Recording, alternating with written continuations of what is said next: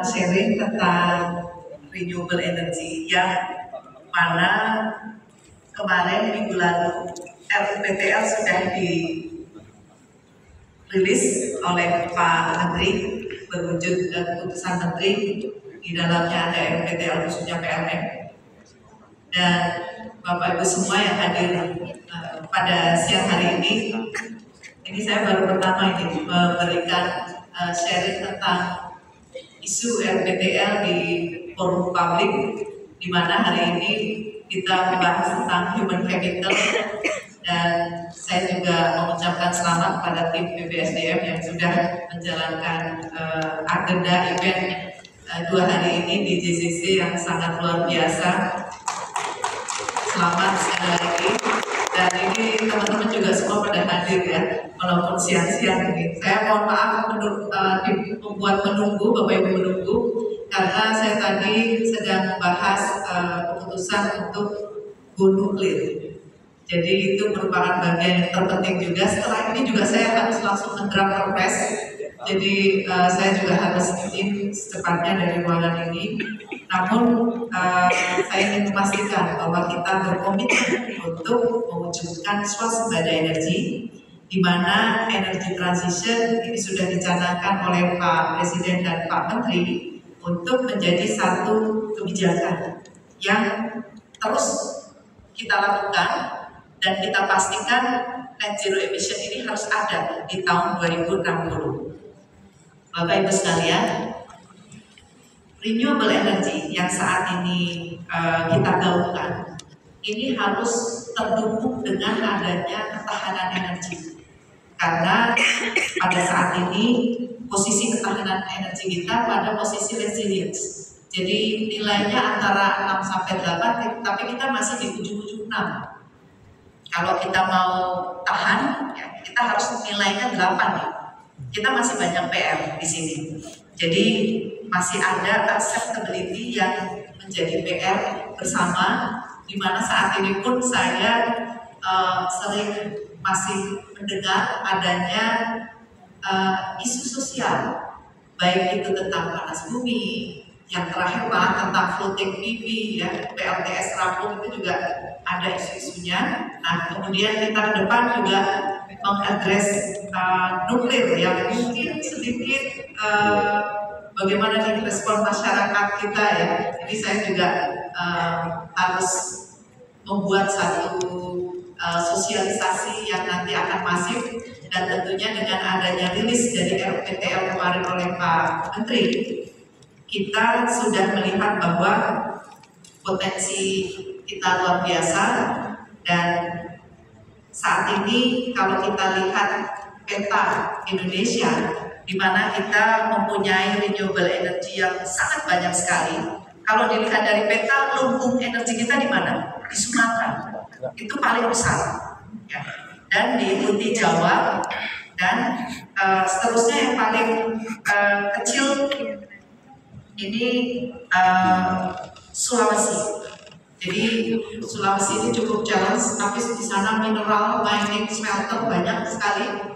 Renewable energy memang sedikit, tapi ada potensi baseload yang besar, yaitu panas bumi di sana. Nah, uniqueness negara kita ini luar biasa. Kita mempunyai populasi 280 juta, dan dari situ ada 38 provinsi, serta kita saat ini GDP-nya 1,4 triliun US dollar. Pada saat ini yang perlu kita ketahui adalah apa? Electricity consumption. Di sini ada angka 1411. Itu artinya apa? Konsumsi kita per kapita per orang itu 1411 kWh. Ini harus ditingkatkan Bapak Ibu kalau kita mau menjadi negara maju. Jadi kalau kita compare dengan Jepang, kita butuh 7.000 pemakaiannya. Ini step-step yang harus kita lakukan untuk mengkonsumsi listrik secara masif, konsumsi energi secara lebih masif lagi. Nah, ini bukan berarti kita harus berboros-boros menggunakan energi, tetapi mengalihkan Jadi konsumsi listrik itu bukan hanya untuk penerangan saja, tetapi lebih ke multiplier effect. Jadi lebih ke industri manufaktur, industri yang menggunakan energi lebih banyak, sehingga pertumbuhan ekonomi kita juga masif ke angka 8% seperti targetnya Pak Presiden. Ini diterjemahkan oleh Pak Menteri menjadi satu program hilirisasi dan swasembada energi sesuai dengan Perpres nomor 1 tahun 2025 tentang Satgas Hilirisasi dan Swasembada Energi. Nah, sekarang kita ingin menerjemahkan bagaimana sih swasembada energi yang harus kita lakukan. Kalau kita melihat peta net zero emission sampai dengan 2060, ya, kita melihat bahwa saat ini emisi itu makin naik sampai dengan 2030. Kalau kita lihat potensi kita yang tadi luar biasa itu, bagaimana kita mengadres semua resource menjadi energi yang harus kita diterjemahkan per sektor. Nah, kalau kita lihat di sektor, ada sektor transportasi, ada industri, komersial, dan residence. Berapa emisinya? Emisinya kalau yang terlihat paling banyak itu sisi industri, ya, yang biru tuh banyak. Ini harus diturunkan. Nah, strategi kita bagaimana? Ini satu peta yang sering saya pakai. Jadi bagaimana kita meletakkan nuklir misalnya. Ini di tahun 2032, garisnya kelihatan ya, nuklir di situ. 2030 emisi kita masih naik. Lalu setelah 2030 harus turun emisinya. Nah, kita harus memastikan dalam 5 tahun ke depan ini apa yang harus kita lakukan. Karena setelah 2030 harus turun. Di sini tentu saja SDM menjadi sangat penting. Ya, selain tadi teknologi, kita menggunakan teknologi yang masif, menggunakan semua potensi kita, baik itu electric vehicle, lalu biomasa, biodiesel, dan potensi-potensi yang lain, bahkan seperti hidrogen, amonia, bahkan tadi PLT sampah, ya, itu semua harus menjawab bagaimana cara kita menerjemahkan di dalam komitmen kita menuju net zero emission, tapi kita tetap menggunakan teknologi dan kita harus mengadres bahwa semua yang kita terapkan ini dalam upaya penurunan emisi. Ini tidak mudah tentu saja. Kalau saya melihatnya begini, di sektor transportasi kalau ditanya yang paling bagus yang mana? Ada electric vehicle nih, ada biodiesel, ada nanti sektor udara, kita mau dorong bioaftur gitu ya. Kalau saya melihat there is no single solution, baik itu even in transportation, di sektor industri juga there is no single solution. Kalau kita address PLTU, oke, tapi di situ harus ada carbon capture, harus ada supercritical, ultra-supercritical boiler. Jadi yang lebih efisien, emisinya lebih rendah, dan lain sebagainya. Dan kita harus cermat dalam memilih teknologi juga untuk menerapkan ini. Nah, saya sekarang mau address bagaimana RPTL kita.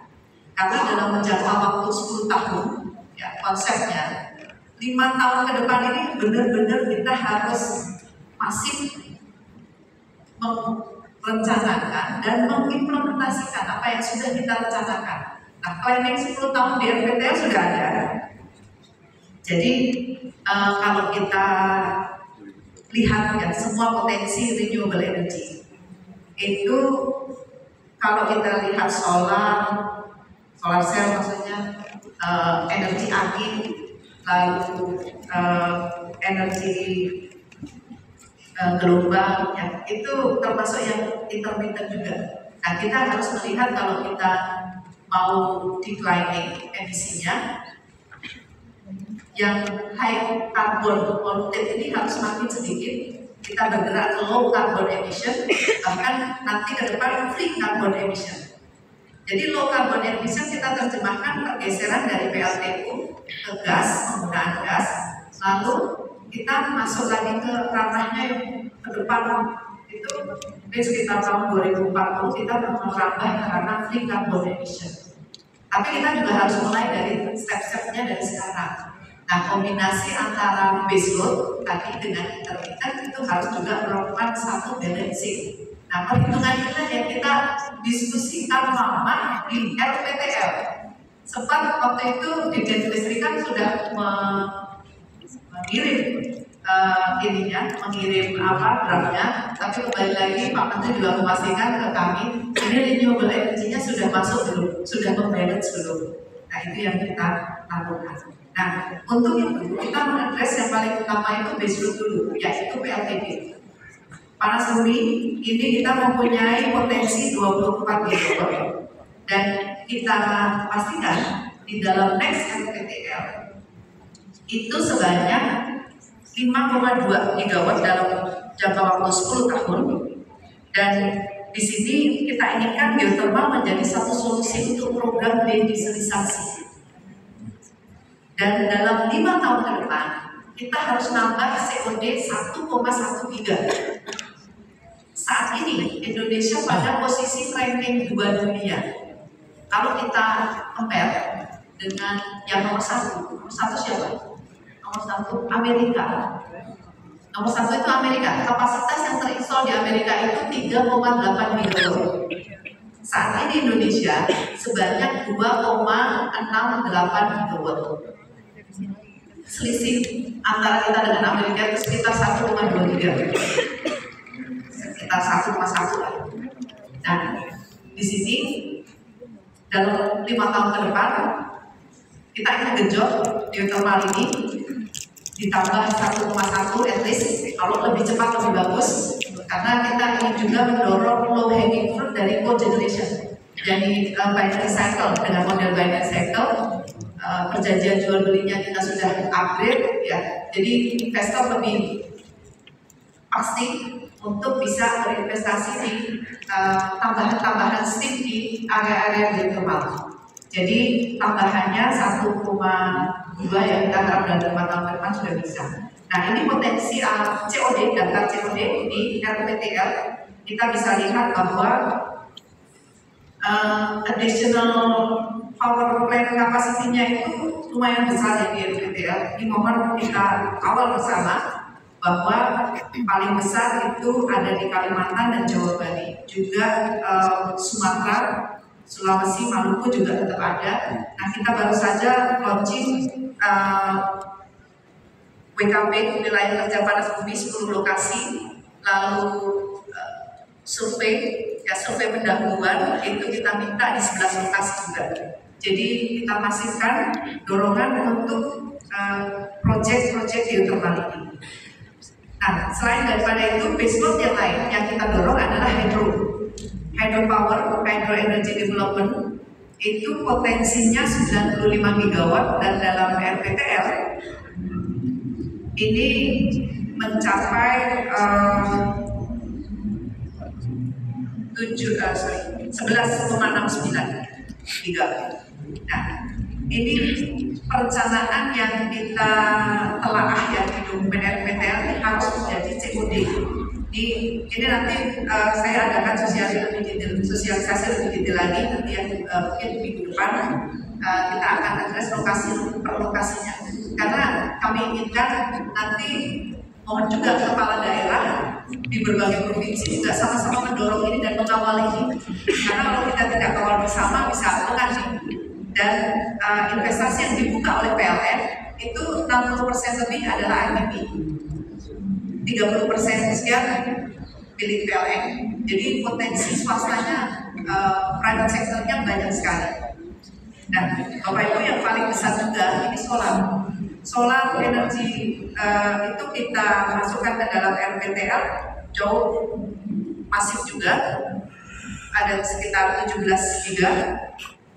Dan program untuk di solar cell ini kan sudah Bapak Ibu kenal ya, ada 3 program besar, yaitu rooftop PV, yaitu solar yang ada di atap-atap itu. Ini sebentar lagi per 1 Juli akan dibuka kuota PLTS atap lagi per 1 Juli, jadi mohon akses ke PLN My Mobile, My PLN itu yang aplikasi, nanti bisa di-download. Terus kalau Bapak Ibu ingin memasang solar rooftop masing-masing, rumahnya masing-masing, coba untuk bisa masang, apply dulu kuotanya, lalu nanti bisa diukur PLN, dan setelah itu pasang sendiri atau pakai vendor terserah ya.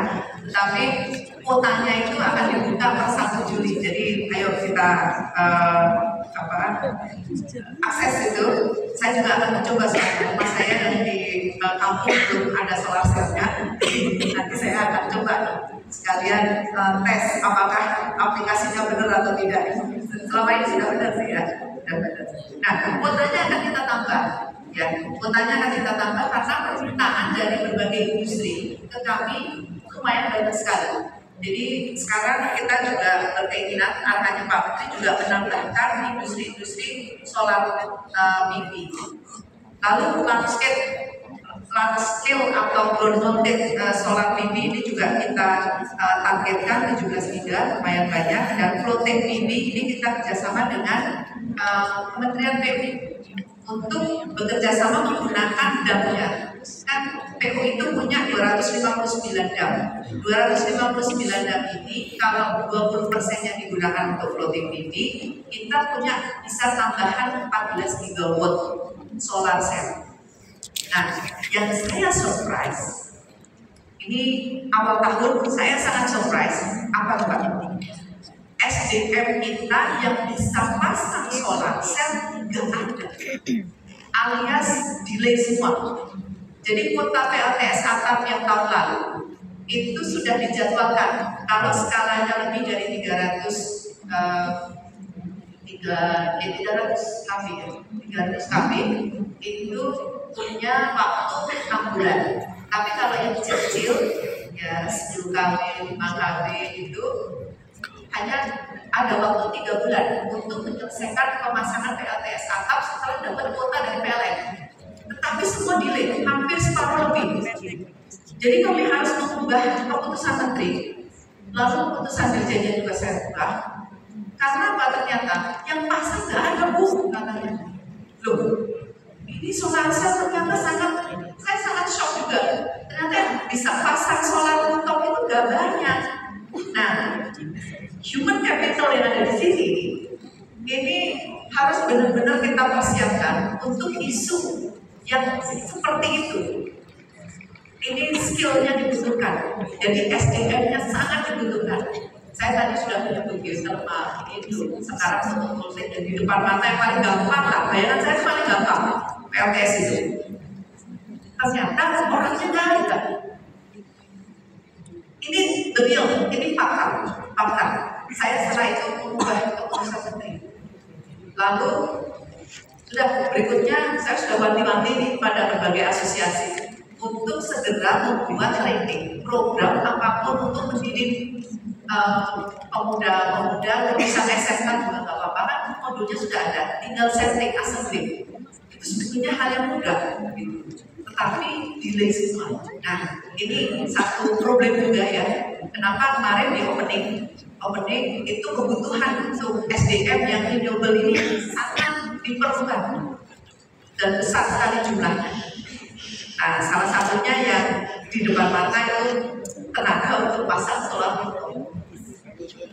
Nah, ini berikutnya, apalagi kalau kita address wind energy. Wind energy ini potensinya juga luar biasa.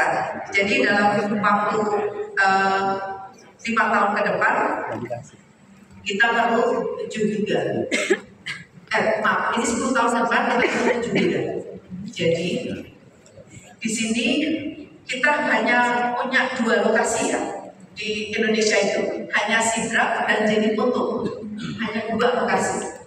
Setahun lalu saya sudah mendorong semua orang, ayo kita investasi ke wind energy. Ternyata perlu studi atau MS visibility study yang mereka melihatnya minimal setahun lah gitu, collecting data. Ternyata ada problem mengenai pemasangan tower, lalu perlu perizinan dan lain sebagainya. Ini rada complicated, tapi kita berusaha untuk mengakselerasi wind ini menjadi satu potensi karena di Jawa lumayan besar, Sumatera juga ada, Sulawesi lebih besar lagi, mainly di daerah selatan ya. Dan ini potensinya yang kita inginkan lebih dari 7. Kita harapkan di dalam 5 tahun ke depan paling tidak bisa ada 5 gigawatt. Dan yang pertama kali di RPTL mengadres potensi laut.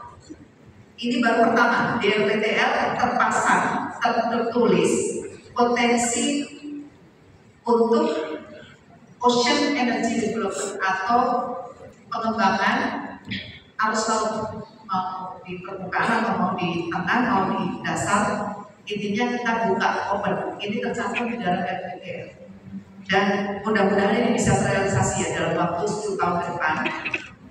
Ini harus kita kawal karena Tidal Power Plant saat ini ditargetkan beroperasi 2028 sebesar 40 MW di NTT dan NTB. Memang potensinya ada di sana paling deras arusnya. Ini sudah ada beberapa studi yang kita join dengan Maryland University US, itu joint feasibility study. Mudah-mudahan ini bisa terlaksana. Nah, berikutnya adalah bioenergi. Bioenergi juga biomass kita address di dalam RPTL ini lumayan besar, hampir 1 tera ya, 0,9 gigawatt. Kita upayakan biomass ini bisa dilakukan profiling di berbagai PLTU. Dan juga saya seringkan, jadi kemarin rada nyelip. Kenapa RPTL rada sedikit terlambat juga? Karena ada perhitungan PLT sampah, pembangunan listrik tenaga sampah yang bisa dikategorikan dalam waste to energy ini masuk sekitar 2 giga. Jadi perhitungan kami prediksi optimis 2 giga, kalaupun lebih dari itu kita sangat berbahagia sekali dan PLN wajib absorb. Jadi saat ini Perpres tentang pembangkit listrik tenaga sampah itu juga sedang dibuat dan namanya waste to energy. Jadi kita tidak hanya mengadres listrik dari tenaga sampah, tetapi biomas, biogas, dan juga pyrolysis. Karena sampah plastik bisa dipanaskan lalu menghasilkan BBM. Jadi mungkin kategori BBM tertentu. Nah, itu kita masukkan di dalam revisi Perpres sampah yang tahun lalu kita ketahui Perpresnya nomor 35 sekarang saat ini sedang direvisi. Dan konsepnya ada 3 produk. Silahkan nanti diberi izin di satu TPA tertentu, Anda bisa menghasilkan listrik, bisa menghasilkan biomasa, bisa menghasilkan biogas dengan oprek ya. Biasanya kalau tunggu di bulan sampah itu kan menghasilkan metan. Nah itu di cover lalu dikolek menjadi biogas. Dan biogas ini kalau dibottling sudah ada perizinan online untuk komersialisasinya. Dan silakan akses OSS GBTKE. Saya sudah memberikan izin ke 3 perusahaan yang menjual biogasnya secara komersial. Jadi sebagai pengganti LPG, pengganti LNG, natural gas di satu pabrik juga. Jadi sekarang sudah ada 3 perusahaan yang mendapatkan izin untuk jualan biogas secara bundling, secara komersial. Saat ini masih pakai truk trailer yang besar itu untuk dijual ke wilayah Sumatera. Nah, Bapak Ibu sekalian, yang terakhir yang mau saya address ini energi baru yang juga masuk ke dalam konsep RUKN dari RPTL adalah nuklir. Nuklir ini sudah terstate di dalam RPTL ada 2 lokasi sebesar 500 MW di 2 lokasi. Sistem gridnya kita sudah tentukan, yaitu di sistem grid Kalimantan dan sistem grid Sumatera. Dua-duanya masing-masing 250 MW. Tetapi di dalam RUKM target kita untuk nuklir itu sampai 35 gigawatt sampai 2060 ya. 2060 itu 25 gigawatt. Ini kalau model land base ada sekitar 30 unit lebih pembangkit listrik tenaga nuklir. Jadi kalau kita bilang renewable energy, ini nuklir adalah salah satu solusi untuk base load. Nah, tetapi dari sini keputusan Pak Menteri sudah jelas nanti di tahun 2032 harus on grid, sehingga sekarang kita sedang rush. Kita sudah komunikasi dengan Seknex, dengan teman-teman RB dan sebagainya. Kita saat ini sedang mempersiapkan Nuclear Energy Program Implementation Organization atau NEPU. Dan di sini tentu saja kita butuh SDM yang tahu tentang nuklir, tahu bagaimana mengoperasikannya, tahu masalah safety, dan bagaimana kalau nanti terjadi sesuatu gitu ya, itu harus kita prediksi. Nah, namun sekarang ini semua dunia yang menerapkan PLT nuklir itu semua mengacu pada standar IAEA. Jadi semua sejak peristiwa kalau dulu kita mungkin mengenal peristiwa seperti Chernobyl, ya. Sebelum Chernobyl ada satu peristiwa lagi, tapi saya lupa di mana lokasinya. Kalau ada satu peristiwa, ada satu lagi standar yang dinaikkan. Jadi peristiwa Chernobyl itu membuahkan nuklir yang ada dome-nya. Lalu setelah itu peristiwa Fukushima, yang terakhir Fukushima. Fukushima itu akhirnya melahirkan apa? New standard for nuclear power plant. New standarnya apa? Multi disaster risk management. Jadi kalau ada tsunami, ada gempa bareng gitu ya, itu harus ada satu mitigasi tertentu. Nah, sejak Fukushima itu ada konsep standar yang lebih tinggi lagi yang harus dirujuk oleh semua negara. Makanya semua sekarang sejak peristiwa Fukushima kan 2011, sudah hampir 10 tahun lebih ya.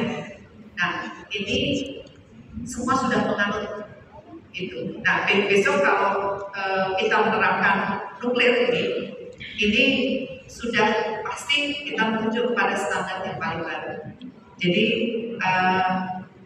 safety-nya makin naik, lalu keberterimaan masyarakat yang masih kita ingin sosialisasi lebih masif, dan juga kebutuhan SDM ini nggak gampang. Kalau saya tanya ke beberapa negara yang datang ke kantor kami menawarkan tenaga nuklirnya, persiapan SDM bagaimana? Wah, kita perlu 10 tahun at least minimal, karena persiapan SDM seperti itu. Dan yang paling saya terkejut lagi, ternyata peristiwa Fukushima itu, saya lulusan Waseda University di Jepang. Pada saat saya lulus tahun 2003, itu tidak ada jurusan nuklir di sana. Setelah kejadian Fukushima, buka jurusan nuklir di Universitas Waseda. Ini silakan datang ke sana. Saya kaget waktu beberapa tahun lalu kembali ke sana, loh, ada jurusan nuklir, dari mana tahu nuklir gitu? Karena urusan nuklir bukan di Universitas Waseda.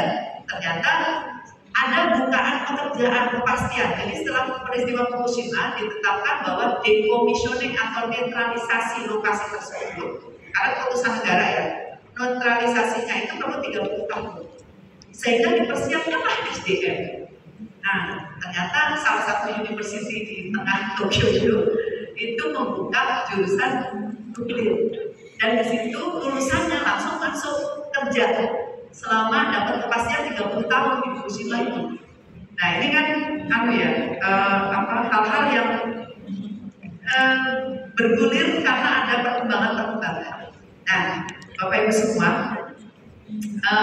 tentang nuklir ini akan kita diskusikan secara masif ya. Memang sudah ada di RPTL, sehingga kita harus persiapan di sana.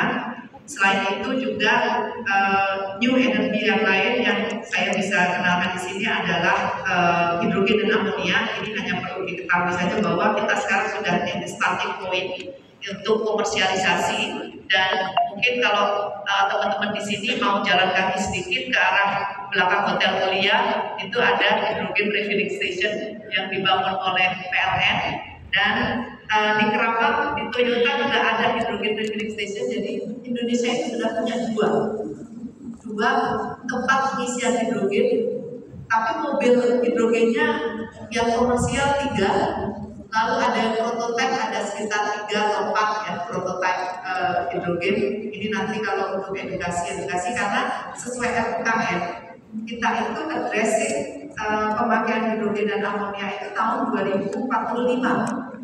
Tapi itu sudah skala 100% di pembangkit, di power generation dan di industri. Nah, ini yang harus kita persiapkan juga untuk SDM-SDM-nya yang perlu kita hadirkan dan concern ya. Kemarin Pak Menteri menyebutkan ini berbagai isu energi harus di-follow nih sama universitas. Jadi universitas jangan melahirkan SDM-SDM yang kurang tepat gitu. Seperti tadi, masalah yang pasang PLTS atap gitu. Itu harus sudah diajarkan di SMK ya. Jadi hanya pasang assembly saja, kombinasi baterai dan lain sebagainya. Nah, Bapak Ibu mungkin itu kalau saya addressing satu lagi mungkin biofuel development ini sedang dibahas banyak. Saya rasa ini lebih ke transportasi user ya, dan kita sekarang sedang melakukan pembahasan dengan industri untuk bagaimana mengadres bioetanol, bioaftur dan biodiesel. Karena konsep arahan Pak Presiden juga Pak Menteri untuk mempercepat penggunaan natural resources di dalam energi kita. Nah, terakhir mungkin investasi di power generation ini di RPTL membutuhkan investasi yang lumayan besar, dan untuk EBT kita lihat investasinya itu bisa mencapai 1,6 billion 1.600 triliun ya, ini sekitar berapa billion ini? 3.000 something triliun ya. Di dalam 3.000 something triliun, 1.682 triliunnya adalah investasi EBT. Jadi EBT di dalam RPTL itu porsinya sangat besar sekali. Total ada 42,6 giga dan di dalamnya ada storage juga. Jadi karena ada target-target seperti ini, maka pendidikan di kita paling tidak harus melihat potensi. Oh ternyata saya harus belajar baterai. Oh ternyata saya harus belajar tadi, misalnya kalau hydro ada pump storage. Nah, ini yang harus kita lihat bahwa ke depan juga green job opportunity-nya itu luar biasa besar. Ini kita memerlukan 485.000 dari green jobs, dan juga di dalamnya ada operation and maintenance yang harus paham tadi berbagai isu tentang renewable energy tersebut. Demikian yang bisa saya sampaikan di dalam acara kali ini. Mudah-mudahan kita sama-sama aware terhadap kebutuhan SDM dan persiapan menuju transisi energi ini bisa berjalan smooth itu tanpa ada lack human capital. Ya, yang paling saya ingin harapkan saat ini ya, di beberapa universitas sekarang sudah mulai membuka jurusan yang multidimension ya, atau multi istilahnya tidak hanya jurusan kimia fisika gitu, tapi ada prodi-prodi yang baru mengenai renewable energy atau net zero inisiatif di UI, lalu pusat studi di UGM, nanti ITB ada lagi. Saya harap di berbagai universitas juga ada. Memang pendidikan itu harus juga adaptif terhadap kebutuhan di lapangan. Dan ini menjadi satu PR tersendiri nih buat kita semua untuk juga mendorong bersama-sama arah-arah studi yang multidimension ini untuk menjadi satu bekal kita mewujudkan dan membuka pertumbuhan ekonomi kita dan mewujudkan bangsa kita menjadi satu bangsa yang maju. Jadi mudah-mudahan paling nggak tahun 2045 ya kita sudah canangkan menjadi Indonesia emas kan. Itu salah satu target yang harus kita capai. Oke, baik, terima kasih. Demikian waktu yang saya berikan, saya kembalikan lagi. Wassalamualaikum warahmatullahi wabarakatuh.